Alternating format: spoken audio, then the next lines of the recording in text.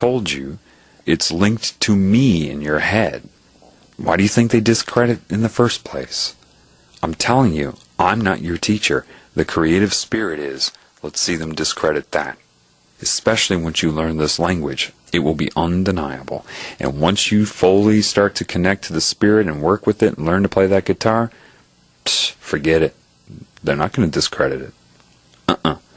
Demons may do that through people. They may use the neuro-linguistic programming that they use, but animals and nature and life, and if you're smart with your questions and ask the same question over a period of time and get many, many answers to see, you'll see. All right? You must look at what I'm doing here. I'm not taking the credit for any of this. Do you understand that? It's the creative spirit, and I'm a happy student. I'm a patient man. I was fucked up in the head my whole life. I admit that, and it's correcting that every day, and it's a struggle, but I'm happy about that. Very. What I'm trying to tell you to do is seek the creative spirit. I'm not trying to formulate some group, some cult. I'm not asking you for money. I'm not telling you to become a portal for a demon. None of that. I'm telling you to seek the spirit. Where is the spirit? It is both inside of you and outside of you. Scalar reality. If you seek only outside of you, you will fail. If you seek only inside of you, you will fail. If you seek inside of you and correlate that to what's outside of you, you will succeed. If you do it in a loving manner. Because that which is truly inside of you, underneath your ego, that is you, is of love. Arguing and debating and trying to memorize facts and figures, it's not going to help. And that's why it's very important that I tell you these things. Why do you think I'm not pumping Alex Jones or telling you details about this and this and, oh, the Illuminati did this back in 1930? Now forget that, man. Why do you think I'm not talking about 9/11? I'm not going to tell you about 9/11. Nope. I will tell you, just like Leslie Nielsen throwing up all those baseballs, you must ask yourself. I'll tell you what. Do what I'm telling you to do. Connect to the creative spirit. Before you can do that, you're obviously going to need proof of its existence. Learning this and how to communicate with life is the best way I can lead you to that. All right? And then you go ahead and ask the squirrel in the backyard or the bird, what is propaganda and what isn't? What do you need to focus on and what don't you need to focus on? You think God can't communicate with you? You think it won't be able to effectively put in your mind what you need to know and use life to do so? Love its other creations. It's time for you to learn from them. It's time for you to learn and become humble before the Spirit and all of its creations.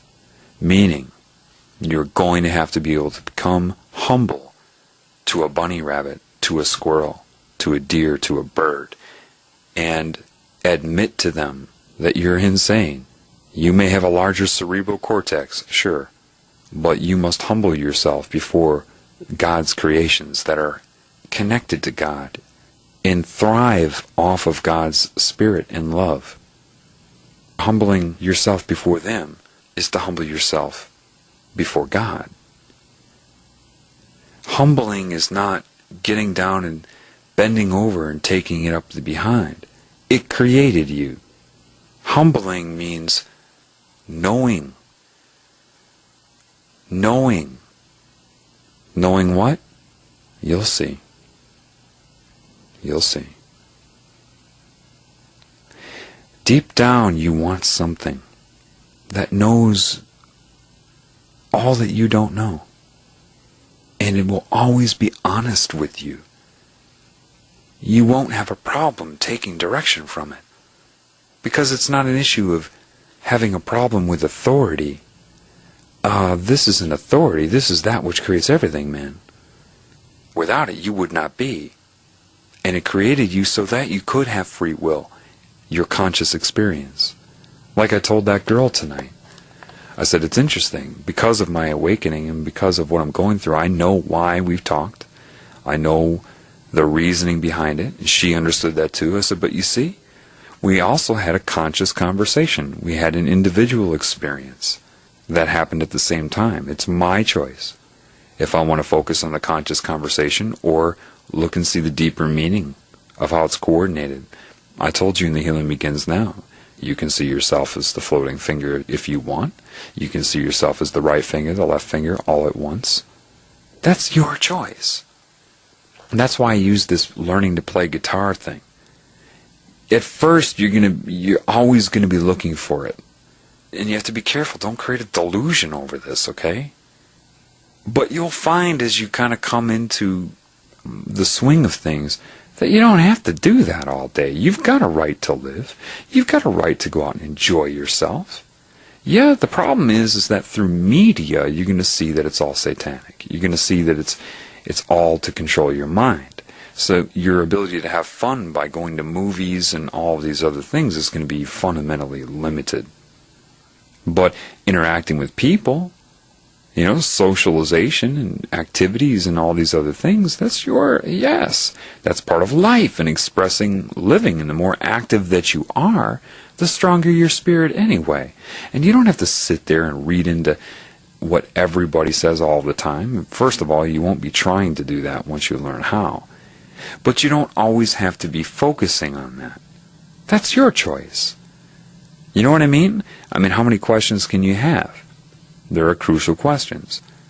But you need to learn to try to take control of your mind back and be disciplined with it and turn it on and off as you want.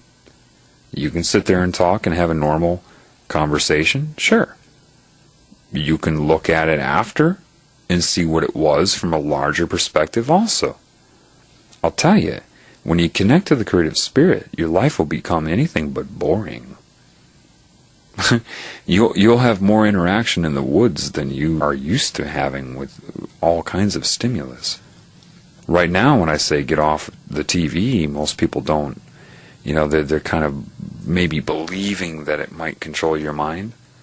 Yeah, wait till the spirit lifts your veil. You'll see why I didn't bother telling anybody. Some things you just need to see, man.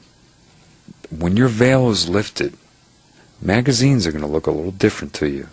Now, I took baby steps with people, the subliminal messages. That is nowhere near the reality of it. But I'm not going to get into that. The majority of people are completely mind-controlled from the subconscious, from moment to moment. They don't even know it. They don't even perceive it. So, as you wake up and come out of the state where you were mind-controlled, it will be, rough waters for a while. Expect that. But you must build your house on the rock, not the sand. That rock is the creative, loving spirit of everything, the essence of life. Love is life.